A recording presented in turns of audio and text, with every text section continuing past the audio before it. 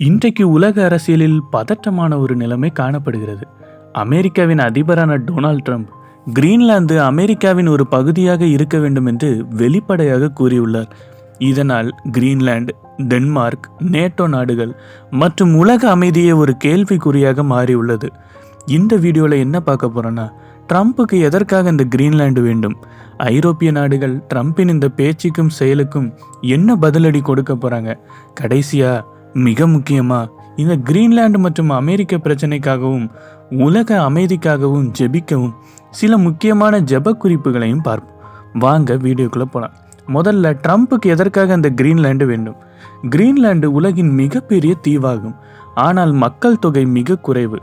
இது டென்மார்க்கின் ஒரு சுயாட்சி பிரதேசம் ஆகும்.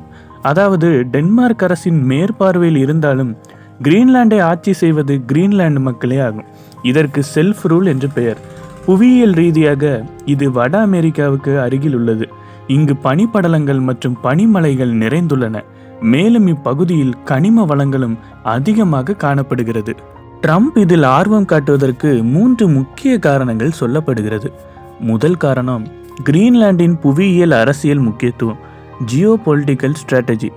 கிரீன்லாந்து ஆர்டிக் பிராந்தியத்தில் அமைந்துள்ளது. இது கனடா மற்றும் ஐஸ்லாந்துக்கு இடையிலான பகுதியில் அமைந்துள்ளதால் இது அமெரிக்கா, ஐரோப்பா, ஆர்டிக் பகுதி மூன்றையும் இணைக்கும் ஒரு ஸ்ட்ராட்டஜிக் லொகேஷனாக பார்க்கப்படுகிறது. அமெரிக்கா இந்த பகுதியில் உள்ள ரஷ்யா மற்றும் சீனாவின் செல்வாக்கை எதிர்கொள்ள கிரீன்லாந்து அதற்கு மிக அவசியமாக உள்ளது. கிரீன்லாண்டை கைப்பற்றுவதன் மூலம் ஆர்டிக் கடற்பகுதியில் அமெரிக்கா தனது இராணுவம் மற்றும் பொருளாதார நிலையை வலுப்படுத்த முடியும் என்று கூறுகின்றனர்.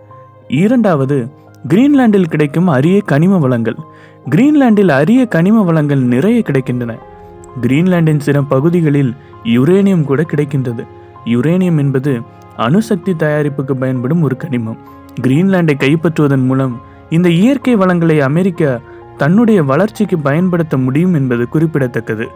மூன்றாவதாக, சீனாவின் செல்வாக்கை தடுத்தல்.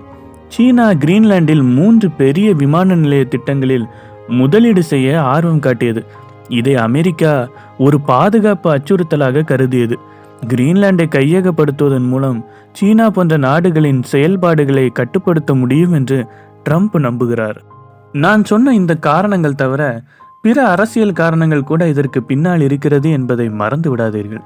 இப்படி ட்ரம்ப் கூறிய உடனேயே கிரீன்லாந்து அரசும் டென்மார்க் அரசும் மற்றும் நேட்டோ நாடுகளும் கடுமையான எதிர்ப்பை தெரிவித்திருக்கிறார்கள். அமெரிக்கா போன்ற சக்தி வாய்ந்த நாடு இன்னொரு நாட்டின் நிலத்தை அபகரிக்க முயலுகிறதா என்ற கேள்வி எழும்புகிறது. கிரீன்லாந்தை பாதுகாப்பது என்பது நேட்டோவின் கவலை. நேட்டோ அமெரிக்காவுக்கு எதிராக யுத்தம் செய்ய மாட்டோம் என்று கூறியிருக்கிறார்கள்.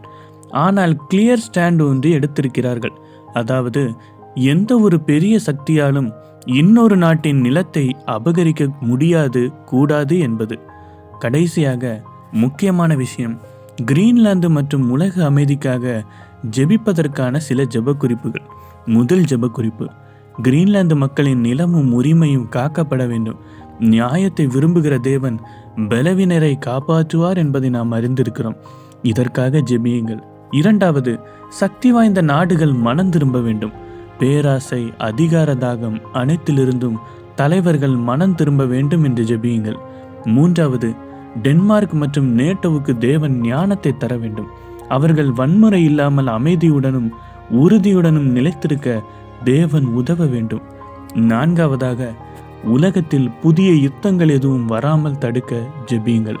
கடைசியாக, எந்த ஒரு உயிர் சேதமும் இதனால் ஏற்படாமல் இருக்க ஜெபியுங்கள். இந்த விஷயம் கிரீன்லாந்தை பற்றியது மட்டுமல்ல, இது உலக இறையாண்மையை பற்றியது. எதற்காக இதை இவ்வளவு விளக்கமா சொன்னேன்னா, கிறிஸ்தவர்களாகிய நாம் பிரச்சனை என்ன என்பதை அறிந்து ஜெபிக்க வேண்டும் என்பதற்காகவே.